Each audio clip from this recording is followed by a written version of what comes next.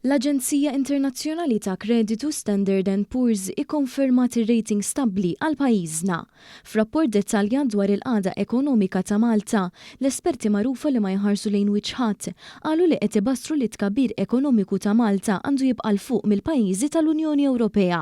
Fir-rapport tagħhom huma għażlu li jużaw kliem bħal resilience u solid, b'kuntrast tan-nuqqas ta' fiduċja li qed juru l-aġenziji tar-ratings għal pajjiżi b'ekonomiji kbar bħall-Istati Uniti, iċ-Ċina u Franza.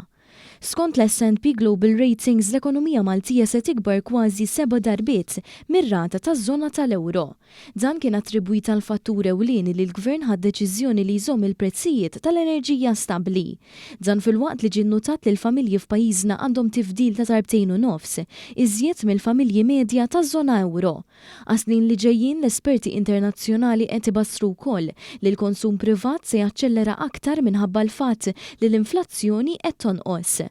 Barra minn hekk huma qed jaħsbu li l-investiment se jirranka fl-isfond tal-qalba diġitali u ambjentali. Biss jemnu li l-fondi tan-Next Generation European Union u programmi oħra Ewropej kapaċi jżidu l-ġid nazzjonali b'0.8%. Intant l-Aġenzija tar-Rating irrimarkant kif il-Gvern qed jippjana li jkompli jnaqqas il-prezzijiet tal-enerġija permezz ta' investiment fuq it-tieni interconnector flimkien ma' proġetti oħra ta' enerġija rinnovabbli. Fir-rigward tal-finanzi pubbliċi dawn mistennija jittiebu minkejja s-sosten qawwi li qed jagħti l-Gvern fis-settur tal-enerġija. Però S&P Global Ratings ifukaw l-attenzjoni tagħhom fuq il-fatt li d-dejn tal-Gvern baqa' wieħed moderat. Dan b'kuntrast tal-Oppożizzjoni li dejjem tħamba li d-dejn nazzjonali sploda.